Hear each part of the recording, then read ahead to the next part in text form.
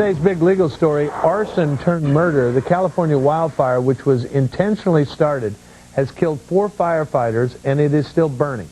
Meanwhile, the hunt is on for a suspect in a white van.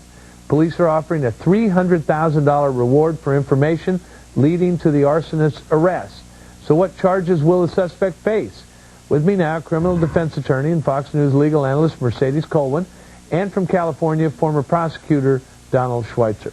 Mr. Schweitzer, first up to you, out in California, when they catch this guy in the white van, what's he going to face?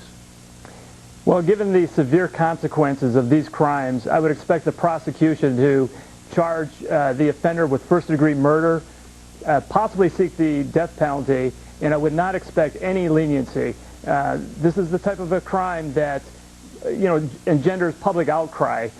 4 people have died so far, and the fire has only been, put out. Maybe 5% of the fire has been put out. This is a very severe crime in California, and the prosecutors are going to go after these people. Mercedes, I'm from California. I've worked a zillion of these fires. These are terrible things. And the arsonists, there's a lot of history about them. And I'm not defending him. But can they charge him with first-degree murder, that he intended to kill somebody? I think it'll be probably second-degree murder. But that there's so much callousness in starting the fires, and there's really such foreseeability that it would result in someone's death. It'd probably be second degree as opposed to first degree, because I can't imagine that the arsonist intended to kill anyone. The way they started the fire, apparently, was in the middle of this clearing. And certainly there weren't anyone around in the immediate vicinity, so I think it's going to be second degree. Mr. Schweitzer, a lot of times in the past, there have been 2 types of person that goes out and starts these fires. Oddly enough, oftentimes it's part-time firefighters. And then sometimes it's people who really are sex offenders in a way, and this kind of arson is a sexual offense when you get right down to it. Mm-hmm. So when you've got either one of those kind of odd situations for a defendant, how does it change the prosecution? Well, the prosecutors in Riverside, California are not going to be swayed by that type of an argument, that this was a mental illness and that there should be some leniency. The viewpoint is going to be that these are people that get their jollies off of creating these fires and attracted the problems that they set out to have.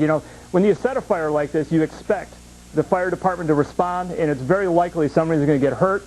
There's going to be the type of property destruction that has happened and will continue to happen. So, to have some sympathy for people like this and to feel that they're mentally ill and they should be treated with leniency is not going to happen in Riverside, California. Well, the prosecutor won't, Mercedes, but there's a defense lawyer that'll come into play here. Absolutely. I think what the defense lawyer is going to say is that there's so much excitement about trying to capture these individuals that they're going to trip up. They're really going to attack the forensics that were involved. How did you come to the determination, the identification of the suspects? That's how they're going to defeat it. They're going to look at the law enforcement policies and procedures. Were they in place, or was there a rush to judgment? Did you have to, there was so much intensity about finding these individuals. Did you trounce upon an individual's civil liberties? And that's what they're going to do. Mr. Schweitzer, the fire chief came out right away and said, hey, this is arson. We found this place where the fire started in a field of dried grass. What'd they find there? My understanding from people that I've spoken to is that they found evidence of a deliberate attempt to set a fire that was highly explosive. It was put in an area where it created I guess it was like in between 2 hills, and there was this cone effect. The person that did this didn't just simply throw a cigarette out the car. This was a deliberate attempt to create a huge fire that was akin to a bomb. And, this in California is kind of like a domestic terrorist act. There's a lot of people that have been hurt by this. All right, Don Schweitzer and, of course, Mercedes Colwin, thanks to both of you. Appreciate it. Thanks, Don. Thank you.